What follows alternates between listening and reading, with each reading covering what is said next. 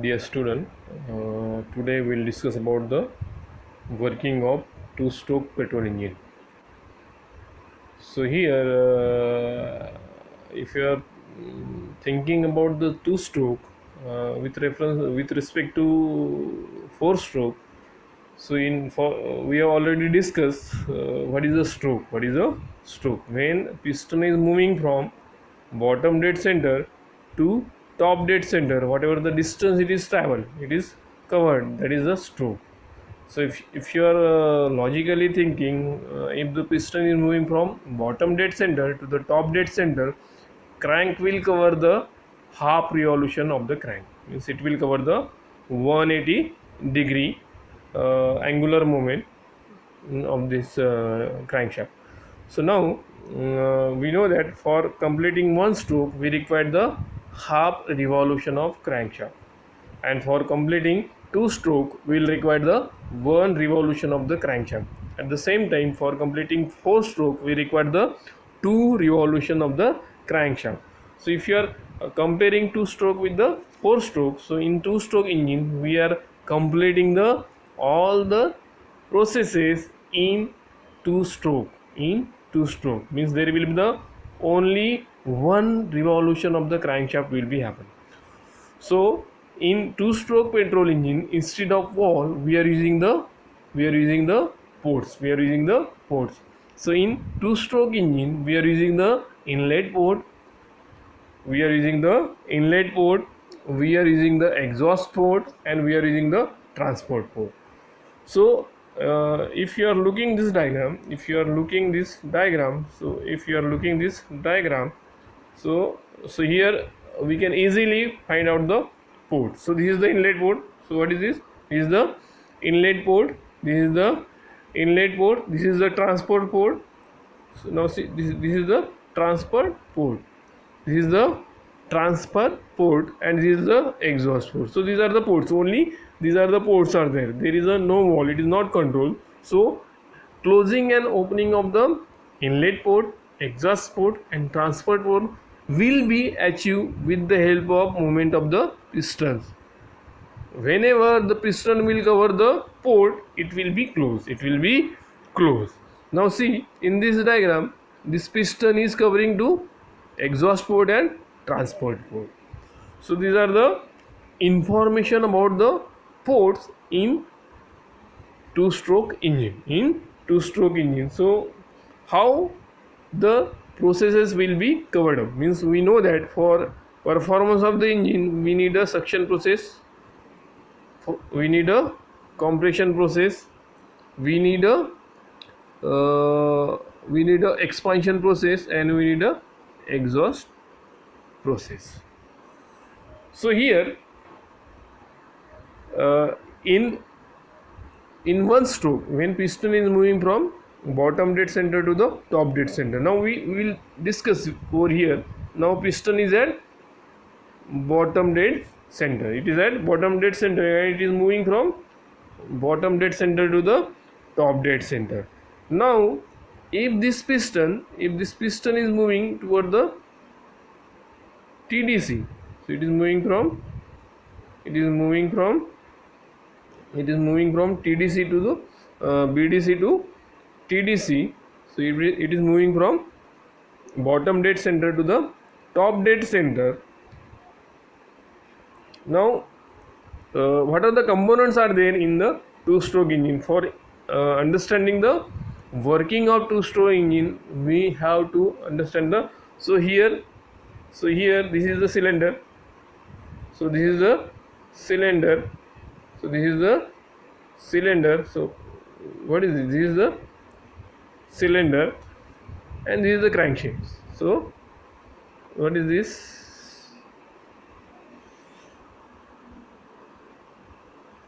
This is the cylinder, and this is the crankcase. So now when piston is moving from bottom dead center to the top dead center, it will cover the exhaust port, as well as transport port. It will cover the exhaust port as well as transport port, and it will uncover the inlet port. Now see here over here, this as piston is moving toward the top dead center, it has covered the transfer port and it has covered the exhaust port, so it has closed it. So the exhaust port and transporter is closed, and whatever the, so already there is a charge over here is there. So this is the cylinder, and inside that cylinder, in previous cycle whatever the charge is there, that is already enclosed in the cylinder, and this charge will get compressed. So this charge will get compressed as piston is moving from bottom dead center to the top dead center. So here the compression of charge is happening. Whatever the air fuel mixture is there, that will get compressed as the piston is moving from the bottom dead center to the top dead center. At the same time, as the piston is moving from the bottom dead center to the top dead center, so here low pressure area will be created inside the crankcase, because expansion is happening, as here compression is happening, because the piston is moving from bottom dead center to the top dead center, and volume inside the cylinder is keeps on reducing, and due to that the compression will be happen as the piston is moving from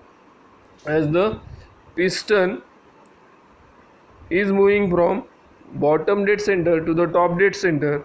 If you are concentrating towards the crankcase, the volume is keeps on increasing. As the volume is increasing, so there will be the suction area will be created, low pressure area will be created, and due to that charge, air fuel charge will get inside the crankcase. So here, as the piston is moving from bottom dead center to the top dead center, the low pressure area will be there, and due to the pressure change, the suction of charge will be occur at constant atmospheric pressure.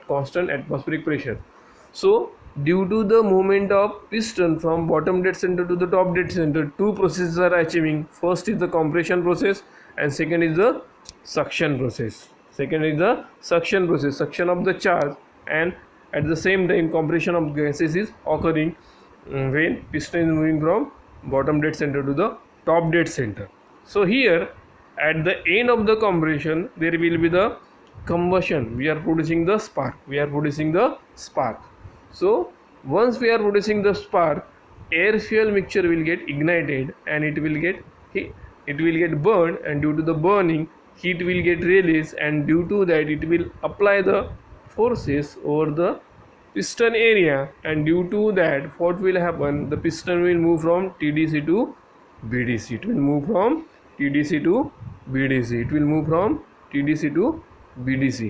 Now as it is moving from the TDC to BDC, so this is the second process. So here now this piston is moving from, so this is the initial condition. So from here now this piston is moving from top dead center to the bottom dead center. It is moving from top dead center to the bottom dead center, and due to the, as the heat, whatever the pressure applied by the gases, due to that the expansion of the gases will be occur, and it will move from top dead center to the bottom dead center. And as it is moving from top dead center to the bottom dead center, the volume inside the crankcase will get reduced. It will get reducing, because this piston is moving toward downward side. As it is moving downward side, the volume inside the crankcase is keeps on reducing, and due to that the suction charge, whatever the charge suck in the suction process, it will get compressed, and due to that it will escape from the transfer port. Transfer port. As the piston is coming toward the bottom dead center, it will cover the inlet port. And it will open the exhaust port as well as transport port, and at the same time it will compress the charge inside the crankcase, and due to the compression it will escape from the transport port toward the cylinder. So the arrangement of the piston arrangement of piston is such that so this suction charge will pass through the transfer port, and due to this elevated region it will go toward the upward side of the cylinder, and from there it will come revolving toward the exhaust port. So due to this passage, so whatever the byproduct of combustions are there, that will get expelled from the exhaust port. It will get expelled from the exhaust port, and again, and during this movement of piston from top dead center to the bottom dead center, expansion and exhaust process will be carried out. Exhaust process will be carried out, and again charge will come inside the cylinder, and after then again compression process will be occur, and simultaneous suction process will be occur. So in this way, with the revolution, single revolution, we can achieve the suction, compression, exhaust and expansion process, and we will. So during one revolution of the piston, we are getting the power stroke. We are getting the power stroke, and likewise in two-stroke engine, all the four processes is carried out with the single revolutions of the crankshaft.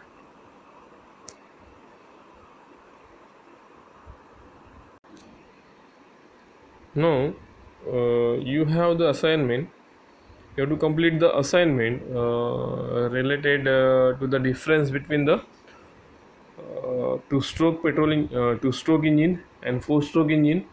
This is the first assignment, and then second, in first assignment you have to complete the differences of two-stroke engine and four-stroke engine, spark ignition engine, compression ignition engine, so petrol engine and diesel engine. These are the assignment you have to complete. Now the next topic is for you is the supercharging. What is the supercharging? Now for explaining the supercharging, we have taken the again piston cylinder arrangement. Now already we have discussed, if you have to increase the power, so what we have to do? If you have to increase the power, means if the requirement is to increase the power, so for that we have to increase the we have to increase the quantity of air. We have to increase the quantity of air or quantity of charge induced in the cylinder per time. What do you have to do? We can say that this is the Q dot. I am taking this is the Q dot or volume. I am taking it the if you have to increase the power, we have to increase the whatever the volume over here inside the induced volume. So I am saying that this is the induced volume of charge per unit time. What is our requirement? If you have to increase the power, we need a better performance of engine. So what we have to increase the induced volume of charge per unit time. With respect to time, we have to increase the induced volume of air or induced volume of air fuel charge inside the cylinder. So now you have to think how we can increase it. So previously we have used the variable valve timing. And that by using the variable valve timing, and we have increased the duration of opening of the inlet valve. So with the help of that, we have increased the induced charge. So apart from that, again we can increase. So now we know that, so whatever the inlet manifold is there, that is connected to the intake system, that is connected to the intake, it is connected to the intake system, and this intake system will connected to the cylinder with the help of intake manifold and inlet valve. And again the suction of intake charge will happen with the movement of piston, with the movement of the piston. Due to the movement of the pistons, the pressure differential will be created. Pressure differential will be created in between the cylinder and the intake system. So how we are getting the intake charge? We are creating the pressure difference at two reference point. So first reference point is the cylinder and second reference point is the intake system. So in these two reference point we are creating the pressure differential, and due to that pressure differential we are sucking the charge inside the cylinder. So for that, if you are creating this pressure differential naturally, how we are creating naturally, if I am saying naturally means with the help of piston movement, so with the help of piston movement, so we can add the charge, maximum charge, that is equal to the swept volume. Agreed? If you are naturally aspirating this engine, means if this engine is naturally aspirated, so whatever the charge induced inside the cylinder, that will occur with the movement of the piston, and maximum charge that can be we can add to the cylinder with the help of the pistons, that is equal to the swept volume. So we know that the volume swept by the piston while moving from TDC to BDC is nothing but the swept volume. So maximum swept volume, the charge equal to the swept volume, we can add to the cylinder with the help of naturally aspirated engine.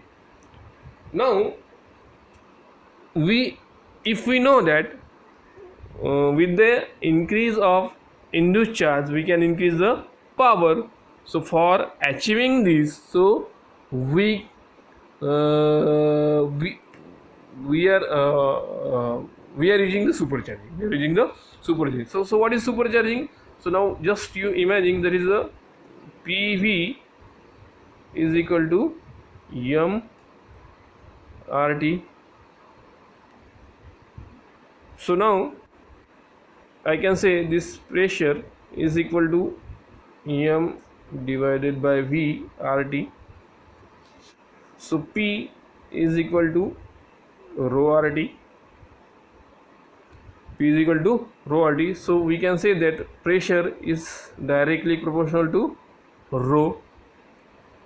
So pressure is directly proportional to the rho. If you are increasing the pressure, if we increase the pressure, we can increase the density.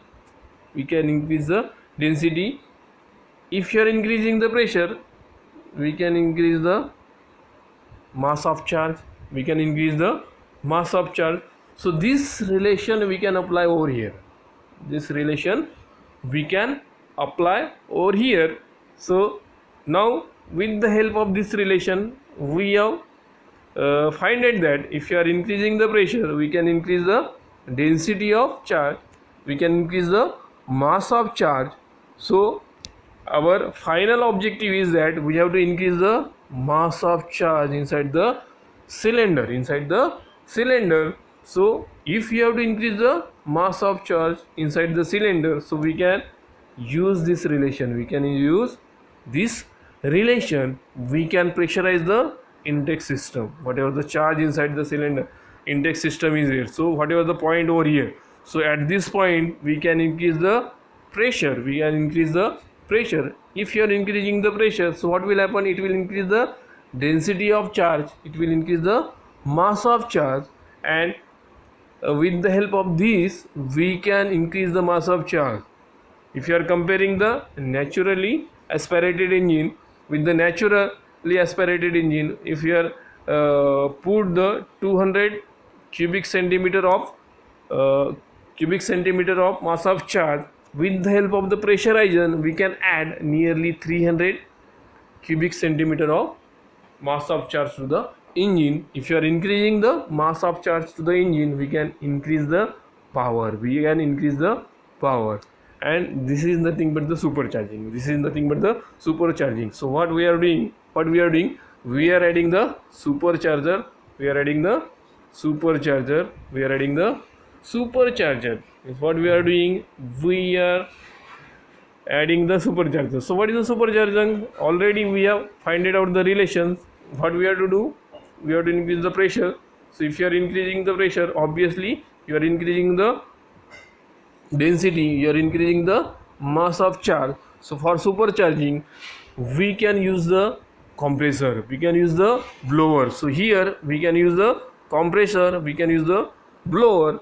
So with the help of the compression and with the help of the blower, we can increase the pressure of the charge at the inlet of the cylinder, means at the intake membrane, at the inlet system. So with the help of pressurizer we can add the maximum amount of charge to the engine, So supercharging is nothing but it is the process of increasing the mass of charge. It is the process of increasing the mass of charge, or it is a other way we can say process of increasing the density of charge, or density of air, or density of air fuel mixture in case of